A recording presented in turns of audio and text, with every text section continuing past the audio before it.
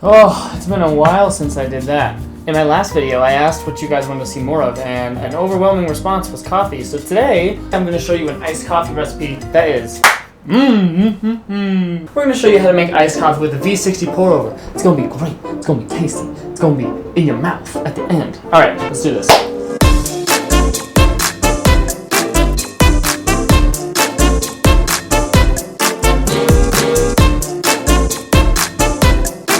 Okay, so first thing we need, as usual, is coffee. Now, this is very, very important. Good coffee only comes when you have good beans, no matter what your method. If you have trash beans, then you have trash coffee. So, what do I recommend? 2 Rivers coffee, and it has just fallen off the table. It was going to be dope if I did that right. So I was supposed to throw it up and then cut. Oh yeah! Anyways, 2 Rivers coffee. Now, I will be honest, I work for this company now. However, I did not used to. I've been a customer here for almost 8 years. And I recommended this before I worked here, before I was affiliated, but this is the best coffee you can get on the market, in my opinion. It's super cheap, it'll come right to your door, and I have yet to find better coffee. So, I will leave a link below on what you can do. I'll give you guys a discount code. You can get your first 5 bags 20% off. Seriously, there's no reason you shouldn't be doing this if you're into good coffee. I don't get paid from these subscriptions, nothing like that. It's just good coffee that doesn't cost you $1 million. So that's what I use. This is literally what I drink every day, as well as Blue Bottle. They do a great coffee subscription as well. And I'm telling you that, to be fully honest, this is great coffee as well. However, what we're doing today is we're going to be using the same ratios that we would use in a V60. However, we're going to be splitting the water a little bit to half ice and half water. Not quite half. So what we're going to do is 30 grams of coffee. We're going to do 500 grams of water. 200 grams of that is going to be ice. 200 grams of that grams are. 200 grams of that are going to be grams. He is. Grams are. 200 grams of it is ice, and the other 300 is going to be water. So I'm going to grind 30 grams of coffee first. Plug up the windows in your best friend's car. Does anyone else have that song by John Bellion on Millennium stuck in their head? It's been a nightmare.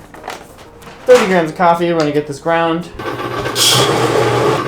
Okay, sweet. Now that that is ground, what we're going to do, measure out 200 grams of ice into your vessel. Boom, boom. If you do have the bigger kind of ice balls, those are preferable. Less surface area means the ice is not going to melt as much.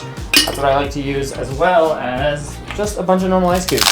So, 200 grams of ice. And then from there, what I'm going to do, as you guys know from previous tutorials, you want to wet the filter beforehand so that you don't get any paper flavor. That holds true in the ice version. However, we can't do it over the water because this is dump water. We're just wetting the filter. We don't want to melt the ice. So, do that part over the sink. Okay, filter is wet down. And now we're going to add our 30 grams of coffee. Bloop, bloop, bloop, bloop. Okay, sweet. What I'm doing for this is a medium coarse, a little bit toward the finer side. That's what I like. However, play around with it, see what you like. There's no hard and fast rules, despite some coffee snobs thinking there are. Okay, first thing we're going to do, we're going to start our timer, go to 15 seconds, and we're going to do a 60 gram bloom. Again, doubling the amount of coffee that we have in water for the bloom.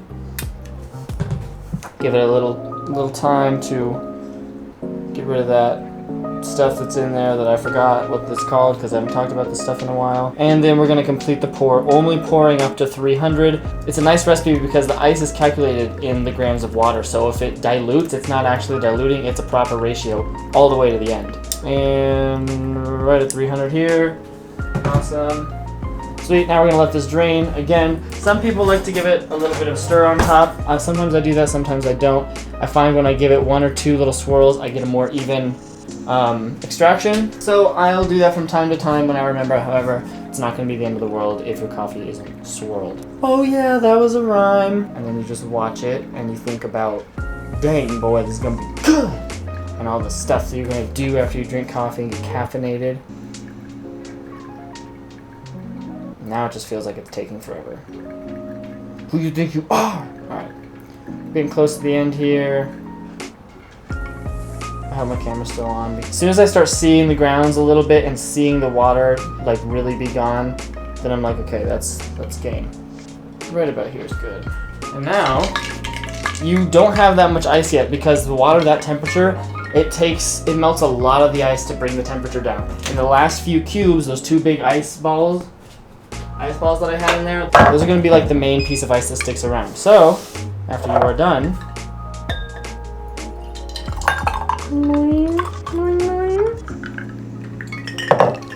it's good temperature, iced coffee. Clean, that's the thing. It's just clean iced coffee, okay? You're gonna go out, spend $4 and get cold brew, not necessarily a negative thing, but if you can make this clean of an iced coffee at home, dude, just do that. You know what I'm saying? This has been Summer Coffee Treat with Sterling. I'm gonna do more coffee videos. I think I didn't realize how much you guys were into those, so I'll talk about it a little more because, dude, I don't mind. Alright, I'll catch you guys next time.